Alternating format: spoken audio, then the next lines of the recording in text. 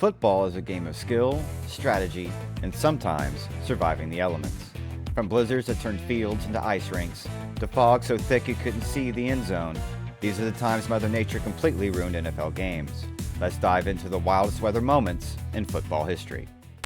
In 1934, the Chicago Bears met the New York Giants at the Polo Grounds in New York for the NFL title, only to face a frozen field that turned the game into a slip and slide.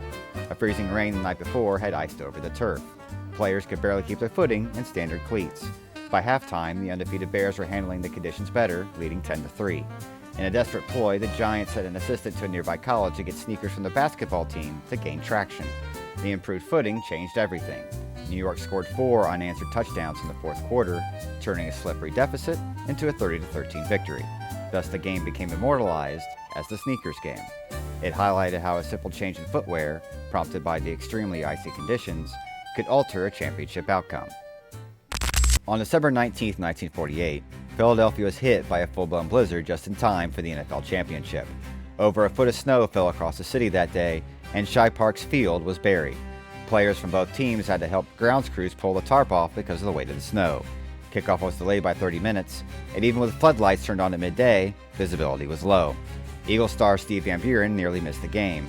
Seeing the storm that morning, he assumed it would be postponed and went back to bed, until the Eagles coach called and insisted that they were playing. Van Buren trudged through knee-deep snowdrifts to get to the stadium. Once play began, the contest was a slow-motion slog, with the two teams combining for only 5 completed passes all game, as the ball disappeared into the wind and snow.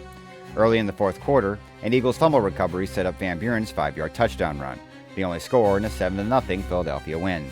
Players wrapped their hands in towels against the frostbite, and officials struggled to even find the sidelines.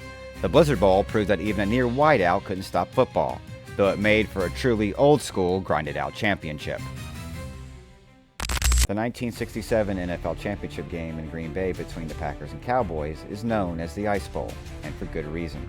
The game-time temperature was 13 degrees below zero, with wind chills hovering around 36 to 48 degrees below zero.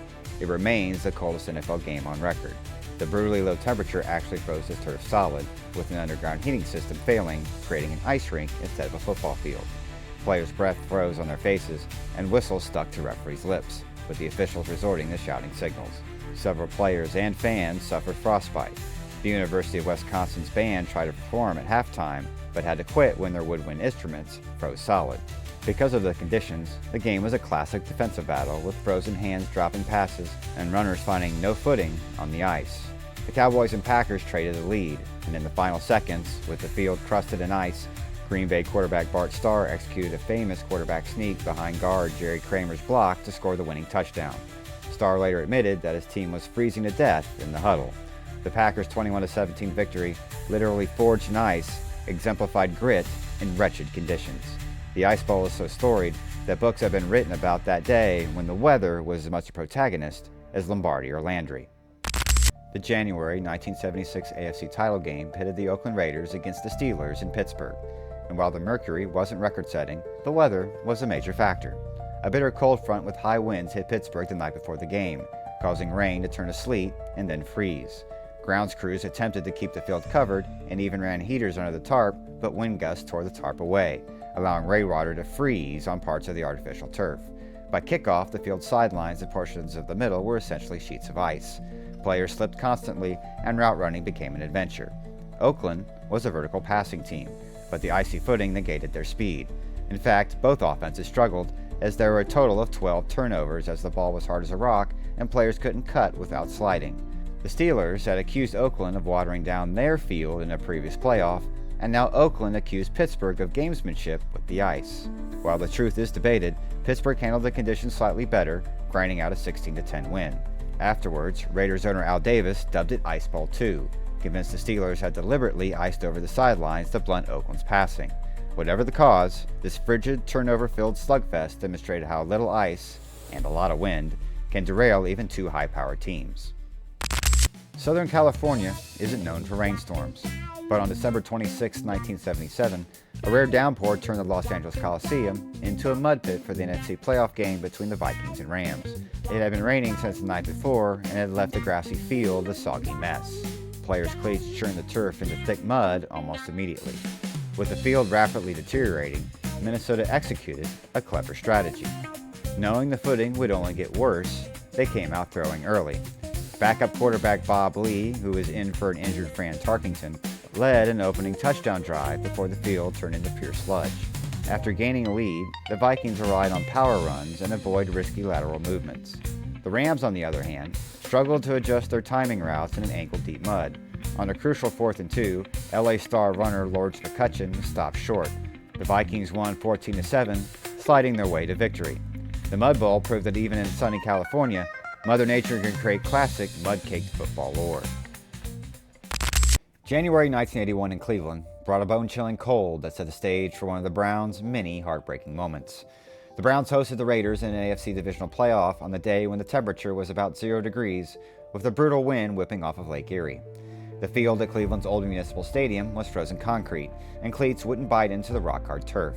Offenses sputtered as players fought just to stay warm and upright. Cleveland's cardiac kids, known for late-game heroics, found their usually reliable kicker, Don Cockcroft, in trouble. He would miss 2 field goals and an extra point as fierce wind pushed kicks wide and the frozen ground foiled his plant foot. Despite these frigid conditions, the game came down to the final minutes. The Raiders led 14-12, but Cleveland drove into easy field goal range at Oakland's 13-yard line with under a minute left. Under normal conditions, the Browns would have kicked a short field goal to win the game.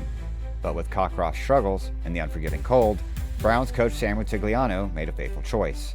He called a pass play named Red Light 88. On second down, instead of playing it safe, Browns quarterback Brian Sipe dropped back and threw towards tight end Ozzie Newsome in the end zone. The ball, essentially a rock at this temperature, was intercepted, ending Cleveland's season. Rutigliano later defended the call, given the wind and Cockcroft's issues.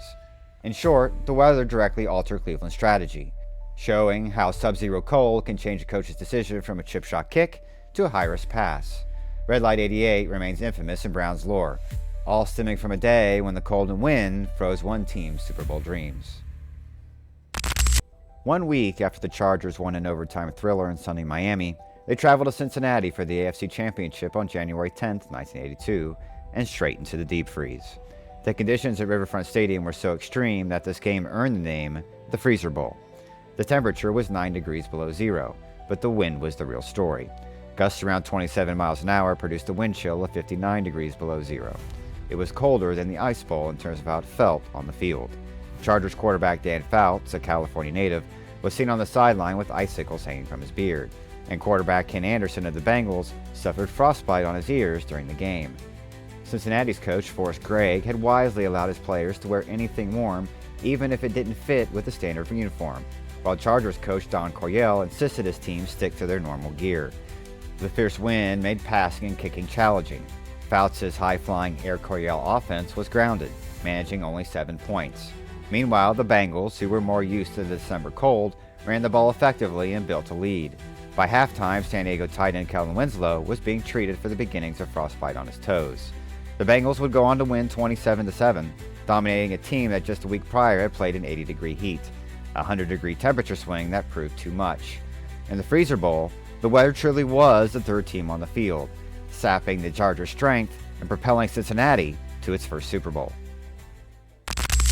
New Year's Eve 1988 in Chicago started innocently enough, cool and overcast, but it will forever be remembered for the bizarre fog that descended upon Soldier Field during the Bears-Eagles playoff. Late in the second quarter, with the Bears leading, a dense fog bank rolled in off Lake Michigan and enveloped the stadium. In a matter of minutes, the crowd and players could barely see. What had been a normal game turned into something out of a movie. Coaches on the sideline disappeared into a gray mist, and viewers on TV saw only vague shadows moving on the field. The term Fog Bowl was born on the spot. Despite visibility of only about 15 yards, the game continued. Eagles quarterback Randall Cunningham remarkably threw for 407 yards. He later joked he was throwing to spots and not players, hoping his receivers, who likewise couldn't see the ball until it was nearly upon them, would find it. Players could not see the sidelines or first down markers through the fog. The referees reportedly had to run plays in from the sideline since hand signals were useless. Philadelphia moved the ball, they outgained Chicago handily, but they struggled in the red zone, possibly because receivers would vanish in the end zone fog. Chicago's defense stiffened at key moments, preserving a 20-12 Bears win.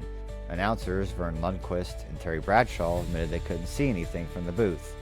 In the end, the game became legend not for who won, but for the unforgettable sight of NFL athletes essentially playing blind. The Fog Bowl proved that even the passing game can sort of thrive in zero visibility, but it left everyone involved, especially the Eagles, wondering what might have been on a clear day. Extreme heat can be just as impactful as snow or cold, and the 2000 season opener between Philadelphia and Dallas proved a blistering example. On September 3, 2000 in Texas Stadium, the temperature at kickoff was a searing 109 degrees, the hottest in NFL record books. Field level temps on the artificial surface was estimated to be about 130 degrees, hot enough that players' feet were burning through their shoes. The Philadelphia Eagles came prepared with an unusual trick: pickle juice. The training staff had players chug the salty brine to help prevent cramps and dehydration in the intense heat, a technique not widely known at the time. Whether coincidence or not, the Eagles exploded out of the gate, dominating the shocked Cowboys team 41-14. Philadelphia running back Deuce Staley gashed Dallas for 201 yards, while many Cowboys defenders were slowed by cramps and exhaustion. Meanwhile, Eagles players looked relatively fresh. They credited the pickle juice for keeping them hydrated when Gatorade wasn't enough. The heat also affected strategy. Dallas's offense slowed to a crawl, and their time of possession plummeted as players sought oxygen and IV fluids on the sideline.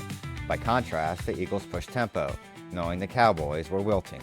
The game, now famously dubbed the pickle juice game, highlighted how extreme heat can fundamentally swing a game's momentum. Afterward, teams around the league took note of Philadelphia's methods, and the concept of drinking pickle juice or other electrolyte concoctions became part of NFL lore. In this case, the weather not only impacted play on the field, but even inspired an unconventional nutritional game plan that contributed to a decisive outcome. In January 2002, a heavy snowstorm hit Foxborough, Massachusetts just in time for a playoff clash that would become one of the most famous and controversial weather games ever. The New England Patriots and Oakland Raiders played through an intense blizzard in the AFC Divisional Round, a game now known as either the Snow Bowl or the Tuck Rule game, depending on your angle. By halftime, around 4 inches of snow had accumulated on the old Foxborough Stadium turf. The snowfall was so thick that both offenses were stymied early. In fact, during the first half, the teams together had 11 punts, but only 11 first downs, and converted just one of 13 third downs. Raiders coach John Gruden mostly kept his team on the ground, and they led 13-3 in the second half. But as night fell and the snow kept pouring, the Patriots mounted a comeback. With 1:50 remaining, trailing 13-10, Patriots quarterback Tom Brady dropped back to pass and was hit by cornerback Charles Woodson, losing the ball. Oakland recovered what appeared to be the game-sealing fumble. However, referees invoked the obscure Tuck Rule, ruling that Brady's arm was moving forward, making it an incomplete pass instead of a fumble. Amid the swirling snow, this call would give New England new life. Brady drove the Pats in the field goal range, and kicker Anna Vinatieri booted a 45-yard field goal to tie the game at 13. And then in overtime, after a pass was hastily made for the spot, he would boot another field goal to win the game 16-13. The Patriots would go on to win the Super Bowl, launching a dynasty. But it all hinged on a snowy night when blizzard conditions made offense nearly impossible, and a controversial replay in the snow determined the outcome. Raiders fans bitterly refer to this as the snow job, believing the weather and rulebook technicalities robbed them, while Patriots fans cherish it as the start of something special. On December 28, 2008, the Bills and Patriots met in a Week 17 matchup at Ralph Wilson Stadium, where the wind was the dominant force. Pre-game gusts up to 75 miles an hour tore a strip of metal off the Bills' fieldhouse roof and tilted both goalposts off-center, requiring workers with ropes and a forklift to straighten them before kickoff. Once the game began, the howling wind continued to wreak havoc. Kicking was almost comical. Patriots kicker Stephen Gostkowski watched a 26-yard field goal attempt get blown absurdly wide right. Bills kicker Ryan Lindell had a 47-yard try with the wind at his back, but even that sailed wide right as the ball started left and then veered right. The goalposts themselves had to be recentered again during a timeout because they were leaning in the gale force winds as Gostkowski lined up to kick. Passing was nearly non-existent when the team was driving into the wind. Patriots QB Matt Castle went 2 for 3 for just 31 yards in the first 3 possessions as New England kept the ball on the ground. Buffalo similarly opened with 14 straight runs when facing the wind. Players later said they had never seen wind affect the game so completely. The Patriots ultimately won 13-0, but the score was almost an afterthought. The game is remembered for the sight of goalposts swaying, kicks zigzagging in midair, and both teams completely abandoning the passing game. One of the most visually stunning games in recent memory took place on December 8, 2013 in Philadelphia, when the Eagles hosted the Detroit Lions in what quickly became a snowstorm of historic proportions. Forecasters had predicted a light snow dusting later in the day, but they were very wrong. By kickoff of this 1 p.m. game, snow was coming down so hard that within minutes the field was completely white. Roughly 8 inches of snow fell during the game, at times so thick that players could barely see the yard markers or sidelines. Both teams struggled to adapt early on. In the first quarter alone, Lions QB Matthew Stafford fumbled 3 center snaps because the ball was coated in snow, and the normally domed Detroit squad was clearly uncomfortable. The snow was accumulating on players' face masks and creating snow mounds where lines should be. The officiating crew used handheld snow blowers and shovels periodically just to uncover the goal lines. The game saw no field goals or PATs attempted at all. After every touchdown, the coaches, recognizing a kicked ball would be like kicking a weighted snowball, elected to go for 2-point conversions. In fact, 7 of the game's 8 touchdowns were followed by 2-point tries. In the second half, as the snow continued but the teams adjusted, the offenses actually picked up. Philadelphia's LaShawn McCoy stopped trying to juke and instead planted his foot and ran north and south through the drifts, breaking free for touchdown runs of 40 and 57 yards. He set an Eagles single-game rushing record with 217 yards. Detroit's Jeremy Ross returned a punt and a kickoff for TDs, plowing through the powder. The Eagles ultimately won 34-20 after a 28-point fourth-quarter explosion once they mastered the unique conditions. Photos from this game, with players diving into the end zones, leaving snow angels and linemen with snow piled on their helmets, became instant classics. The 2013 Snow Bowl showed that even in modern, high-scoring NFL offenses, when weather dumps a winter paradise on the field, strategy shifts. Ground games reign, kicks are forsaken, and endurance becomes key. Both teams walked off the field soaked and freezing, but part of an unforgettable slice of NFL history. Rain, snow, wind, fog, and frostbite. Some of these games were less about football and more about pure survival. Which weather-ruined game was the craziest in your book? Drop a comment below and let me know. And if you like this deep dive, don't forget to like and subscribe. As always, thank you for watching, and I'll see you next time.